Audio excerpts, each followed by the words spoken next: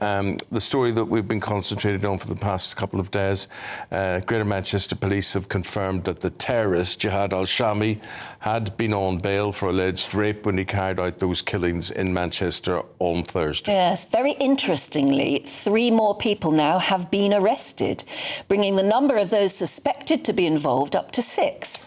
Well, yesterday, crowds heckled the Deputy Prime Minister David Lammy, and we've been getting your reaction to this. Here it is. This was a village in Crumpsall. So therefore, I have great pleasure in introducing our Deputy Prime Minister, David Lammy. And before I do, please, we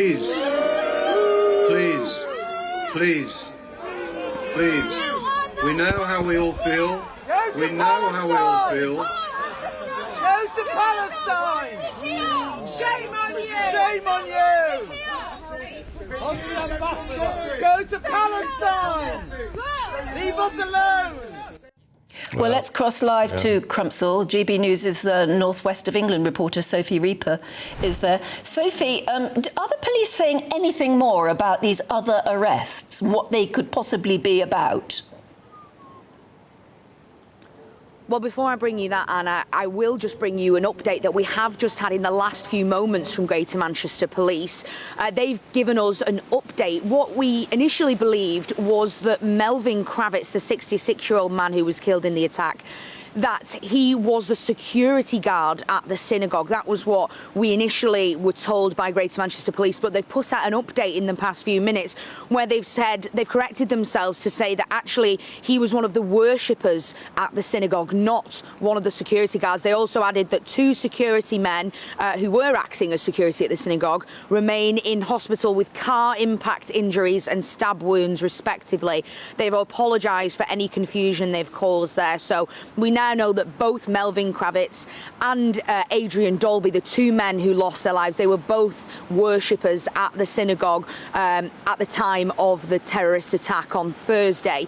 Now, in terms of the arrests, as you mentioned, Anne, really the only update we've had is the one that we heard last night. We know, along with those arrests, that there was a raid on a house in Bolton last night. That took place as well as they continue their investigation. But of course, we are just waiting to hear any more about those 6 different arrests. Of course, they've been charged on various offences relating to the terrorist incident that took place here in Crumpsall on Thursday. And I think that that's something that people will be keen to see updates on in the coming hours and the coming days, to try and find out more about the attacker, who of course was killed by Greater Manchester Police's firearm officers as he carried out that horrific attack. But a lot of people will be asking questions about these 6 people who've been arrested.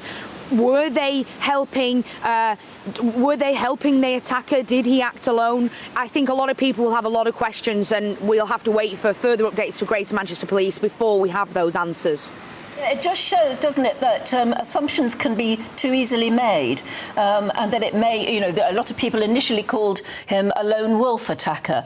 That may not be the case. And of course, we also need to know more about, sadly, one of the victims who died, maybe not because of him, but might have been caught in police fire. We don't know how, or ricochet from police fire. Again, we just don't know the details. It's dangerous, isn't it, at this stage, to jump to conclusions ourselves.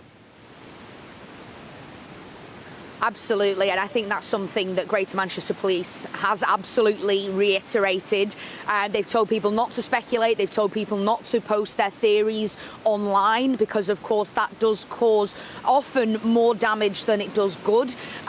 You're absolutely right in saying that we're waiting for more details on both the arrests and that the line that we got yesterday that one of the men who died, Adrian Dolby, was caught in the crossfire of armed police, and he died of a gunshot wound. Of course, GMP have referred themselves to an independent watchdog to have that further investigated. But a lot of people still showing support for Greater Manchester Police here on the ground, saying that they did what they needed to do. Of course, we know that the attacker was trying to get inside the synagogue, where many worshippers were there for Yom Kippur, the most important day in the Jewish calendar. And of course, that attack, as a result, if he was able to gain access, could have been a lot worse. So lots of questions and still lots of answers to come, I think, here in Crumpsall over the coming hours and days.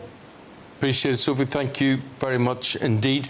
I'd like now to cross to journalist for the Jewish Chronicle. We say hello, good morning to Nicole Lampert. Nicole, if you were listening or you heard any of that interview there, we were getting very strongly from Sophie their support for Greater Manchester Police. But what about, we showed this clip earlier, David Lammy. How would you describe, how did David Lammy emerge from all of this?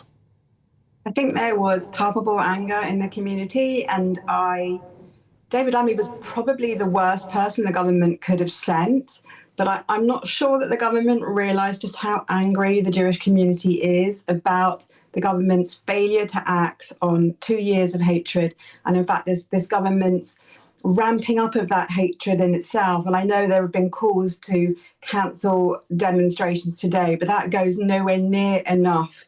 This has been 2 years of hatred on our speech, on our streets, 2 years of hatred in our universities, within the unions, I've written quite extensively about what's been happening in the school unions, where we have the union leader, who is someone who's called for the globalization of the Intifada. The Intifada is violence against Jews, and that is what we saw in Crumpsall on Yom Kippur.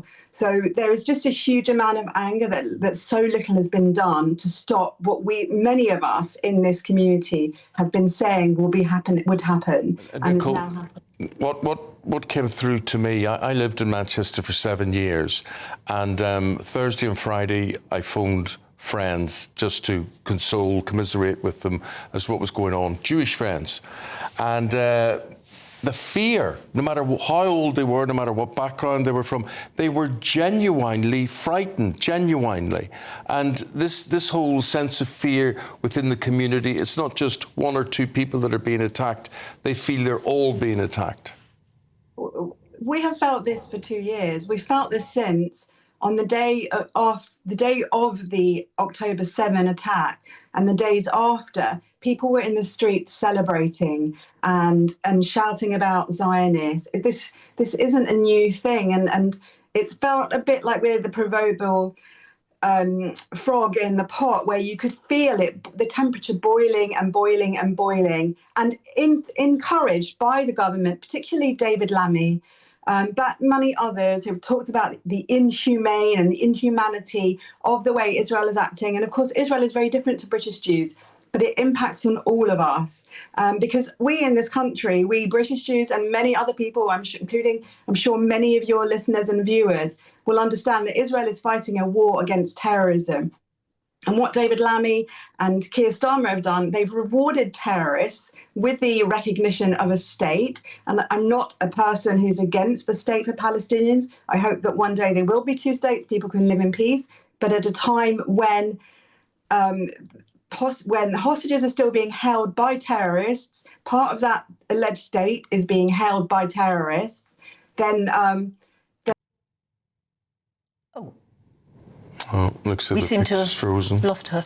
Yeah. We'll try and get that was back. Nicole Lampert there. Nicole writes for the Jewish Chronicle. What I was going to say to her as well is that just the conversations I've had over the last 24 hours or so is that people who are non-Jews, I don't think have fully realised the sort of state of fear that Jews have been living in for quite a long time. That's almost the norm for them, that schools have to have security around them. That synagogues, have to have high fences and security people working. And school kids who, if you go to a Jewish school, you don't wear a uniform that shows that you're Jewish. Women just wearing their jewellery, don't let the Star of David, if it's hanging around their neck or something like that, they actually deliberately wear a high collar so that it can't be seen, so they can't be identified as Jewish because they feel that automatically makes them a target. And that's in Britain nowadays.